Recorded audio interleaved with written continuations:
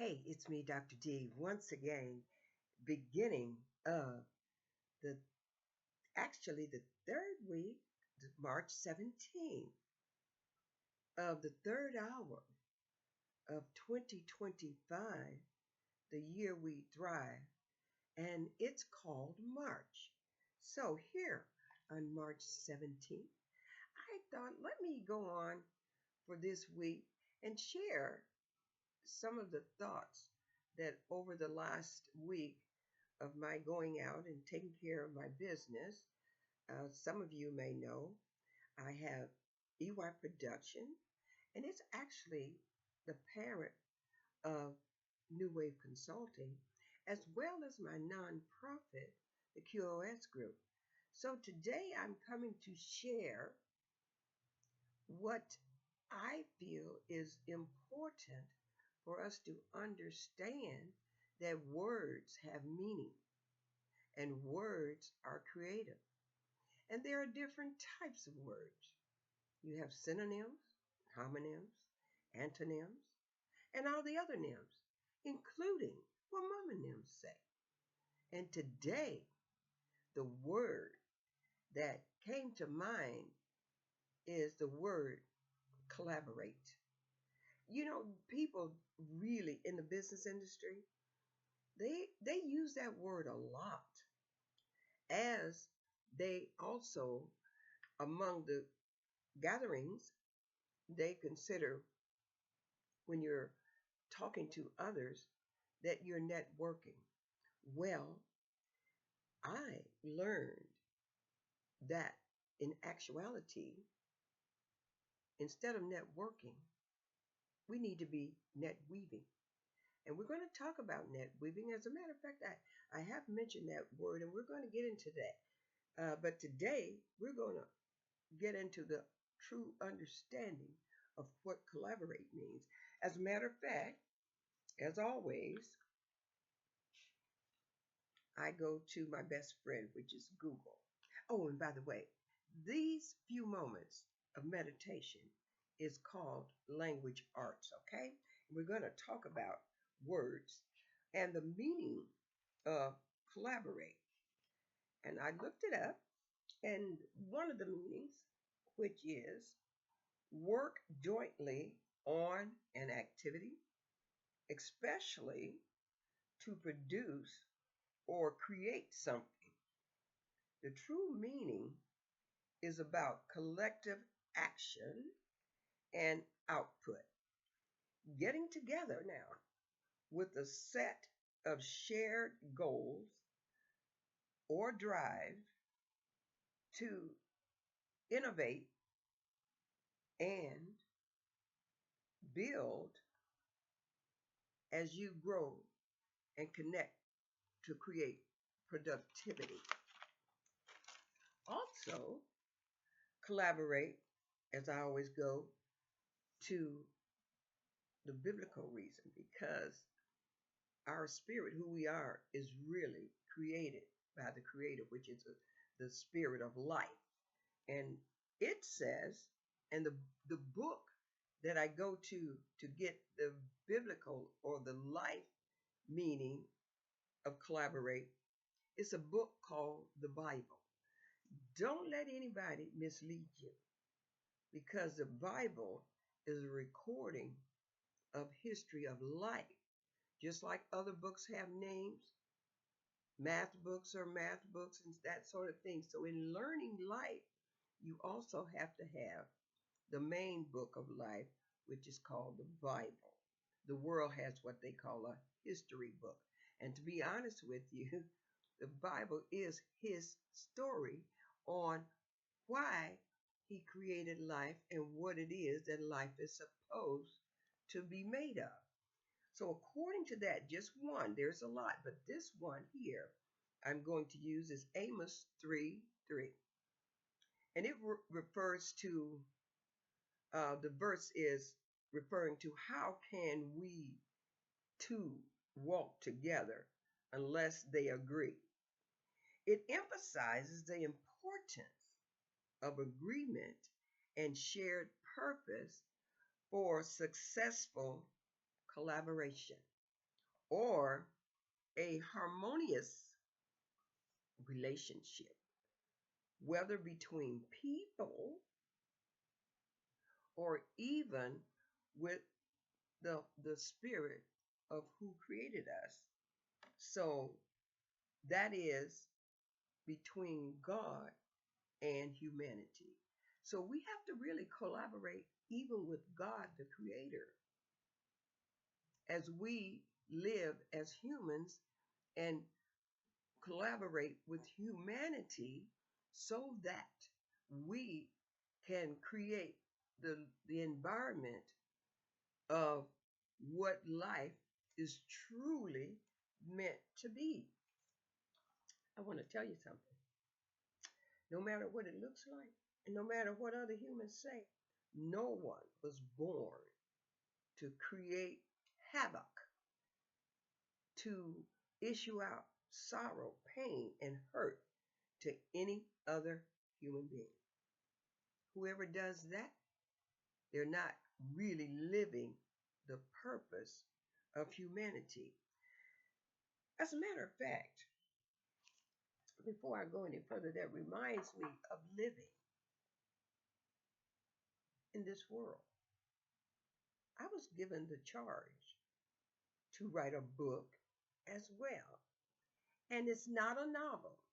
As a matter of fact, the name of the book is Life Decisions Workbook. And so it begins. Because from the day you were born, you had a purpose. You're still breathing, you have a purpose. But in order to be you, the real YOU, and you were given the authority to dominate. And you know what? I learned why it's all up to YOU? Because you were given the authority to dominate your own universe.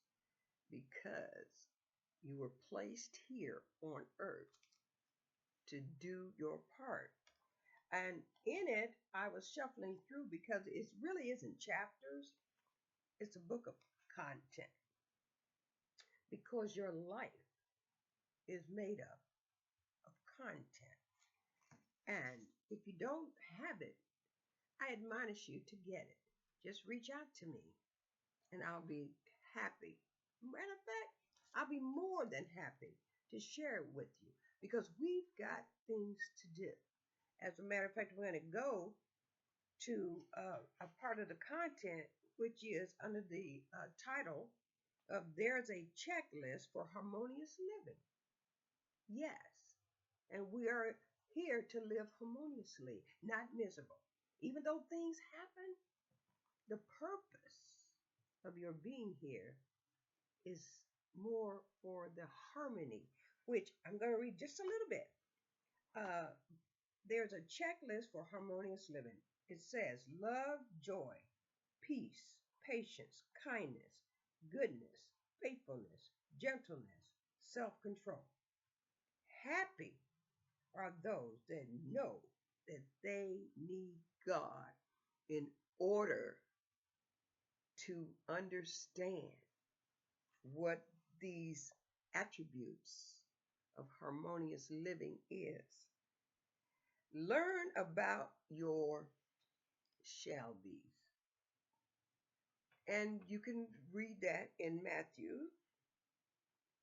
And Matthew 7:7 is a very important one. Understanding what's really true. It says here, "O foolish Galatians." And when it says Galatians, it means humanity. It's just doing that because if you read about the Galatians, you'll understand what that is. And we don't, I know everybody has a time frame and their patience are short. As a matter of fact, I'm almost to believe most people that hit on this like or something, they really didn't listen to me. They just saw my face. And don't get me wrong. I love that if you see my face, you know it must be good, so you like it. I understand that. But sometimes we need to take the time to hear what that person is saying. And it says, "O foolish Galatians, who has bewitched you that you should not obey the truth. Knowing your truth may sometimes very well be a figment of your imagination. And why do you say that, Dr. D? Because, like I said, there's things you hear, and words have different kinds of meanings. And you may have heard something that Mama and them said. So you took it as truth, but it really isn't. And then you listen, and it actually becomes a figment of your imagination. So I'm going to stop right there because it's getting about that time. So I'm going to go back to my notes here, and I'm going to go to share this thought with you. When you look at yourself in the mirror and understand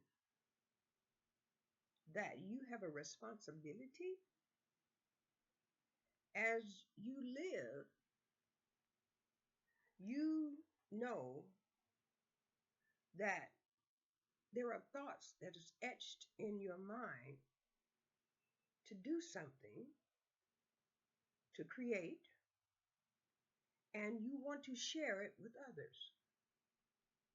Because you got to understand, we are not supposed to live in this world alone. It's to invest in humanity. That is the purpose of every breath that you take, as long as you're blessed to wake up. And as a matter of fact, you don't know what it is all the time that you are supposed to do. That's why you have to check with the Creator. And this is something that I do when I get to a point to where I know I need to know a little bit more about what I'm supposed to do, because I know the Creator knows, and I'm learning me too. Why? Because in there time you say, "Ooh, I don't know why I did that." So when I get to a point and I'm looking at myself in the mirror, and music is the spirit that breaks down negative things most of the time. And I'll look at in the mirror at myself in my own eyes, because I need to see the spirit of who I really am. And I'll say, show me what I gotta do, because I love you and I'll do anything for you. Why? Because he given me the breath and I appreciate it, and I don't want to be using it for the wrong reason, because I want to make sure that I want people to be glad to see me come, not glad to see me go. But anyway, you're going to be glad. I know somebody's getting glad to see me hurry up, because we're getting into 15 minutes and I've gone over a little bit. So as I come to a close, I want to leave that thought with you as well. Take the time to look yourself in the mirror. And when you're looking in the mirror, look into your own eyes. Be honest with yourself. And you ask that question as well. And be open to know that living means collaborate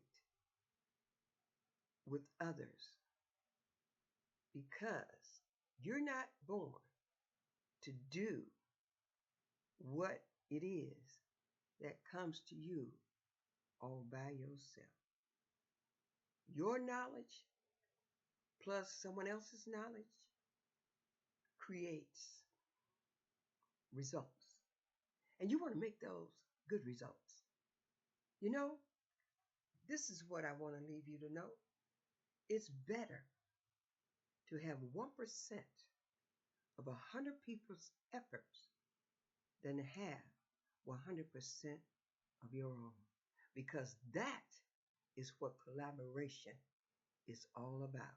Just think, 1% of 100 people's idea that's moving in the same direction with the same purpose to make this world a better place, you're a winner. So get on the winning team. Come join me, Dr. D. You know where to find me. Facebook,